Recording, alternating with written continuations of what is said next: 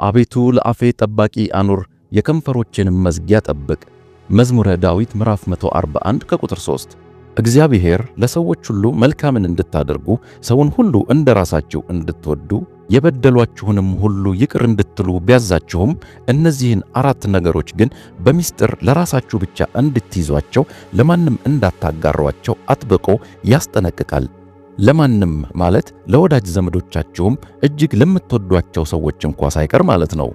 እግዚአብሔር የሚገልጥላችሁ አንዳንድ እውነቶች የተቀደሱና ምስጢራዊ ናቸው።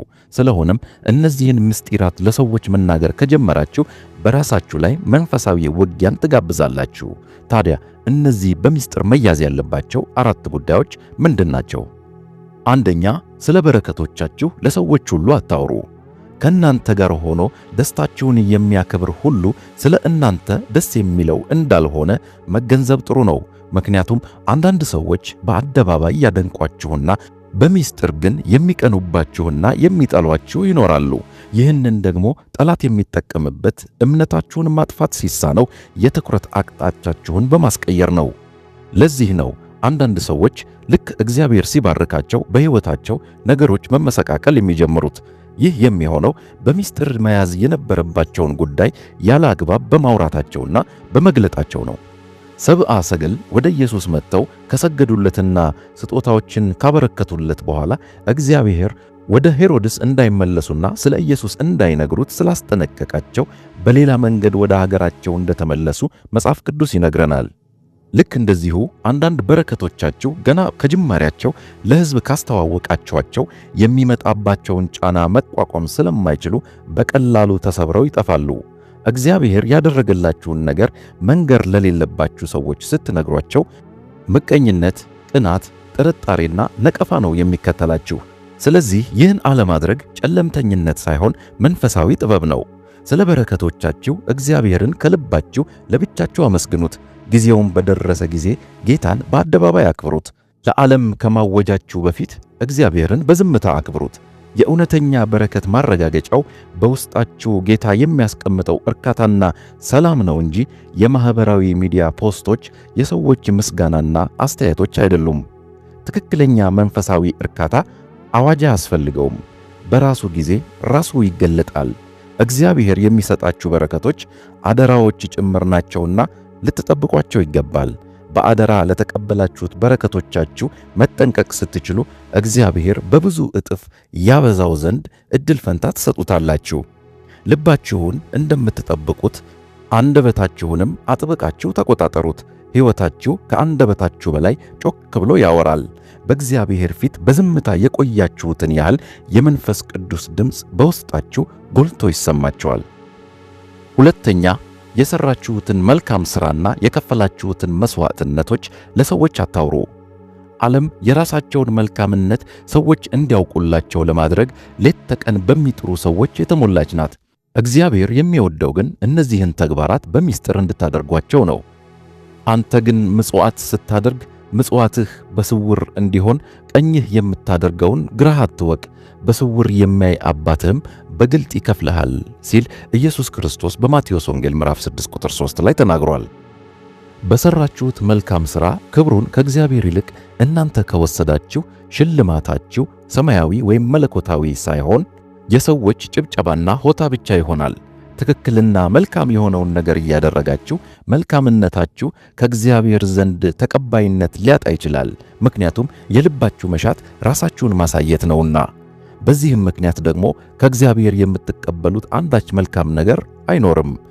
ለዚህ ነው ሰዎች እንዲያዩዋቸውና እንዲያከብሯቸው ሲሉ በሰዎች ፊት መልካምን የሚያደርጉና መልካምነታቸውንም የሚያወሩ ሰዎች ኢየሱስ ክርስቶስ በማቴዎስ ወንጌል ምዕራፍ 6 ከቁጥር 2 ላይ እውነት እላችኋለሁ ዋጋቸውን ተቀብለዋል የሚለው።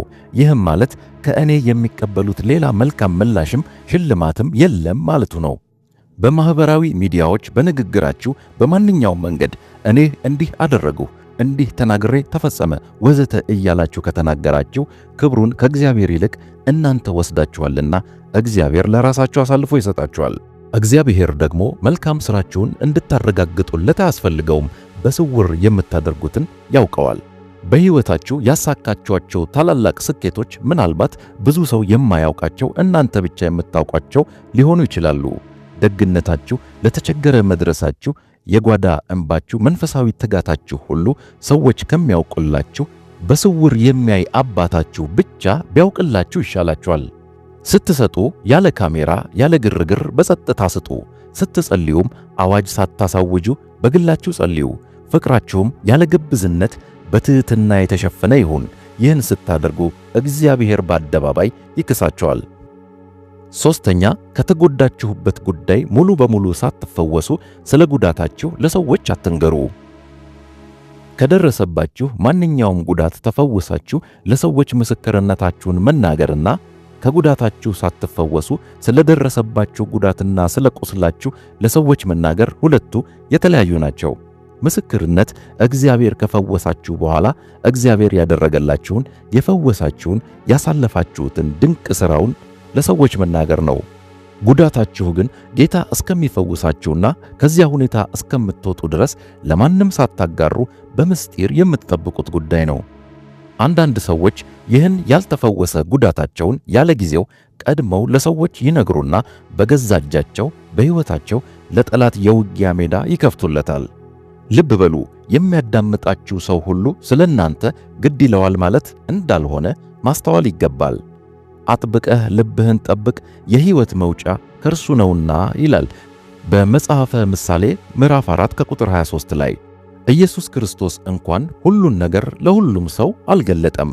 አንዳንዴ ለደቀ መዛሙርቱ ብቻ፣ አንዳንዴ ለሕዝቡ፣ አንዳንዴ ደግሞ ከአብ ጋር ብቻ የሚያወራቸው ጉዳዮች ነበሩ።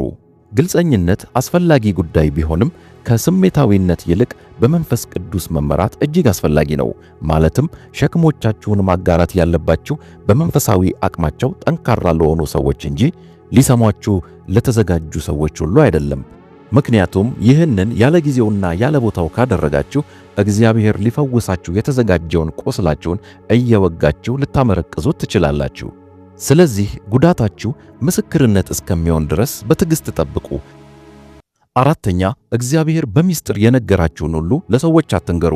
እግዚአብሔር ከሚናገራቸው ነገሮች አንዳንዶቹ መገለጦች ናቸው። እነዚህ መገለጦች ለሰዎች የምትናገሯቸው ሳይሆኑ በልባችሁ የምትጠብቋቸው ራእዮች፣ ሕልሞች ሊሆኑ ይችላሉ፣ ወይም ማስጠንቀቂያዎችና የንስሐ ጥሪዎች ሊሆኑ ይችላሉ። እነዚህን ሁሉ ለሰዎች ማስረዳት ላይጠበቅባችሁ ይችላል። አንዳንድ ሰዎች ይህን በማድረጋችሁ ሊሳለቁባችሁ ይፈልጋሉ፣ ምክንያቱም የምታወሩላቸው መንፈሳዊ ምስጢር ስለማይረዱት ነው።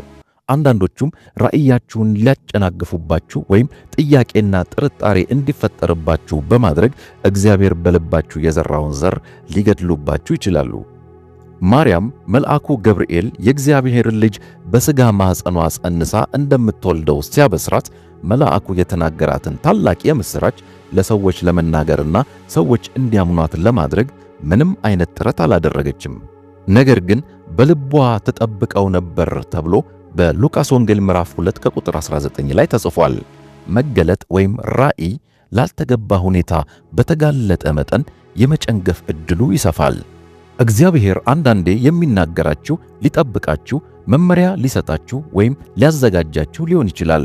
ይህንን መልእክት ታዲያ ከጊዜው ቀድማችሁ ካወጃችሁት ያንን አዋጃችሁን ተከትሎ የሚመጣው ሁካታ እግዚአብሔርን እንዳትታዘዙ ጫና ሊያደርግባችሁ ይችላል።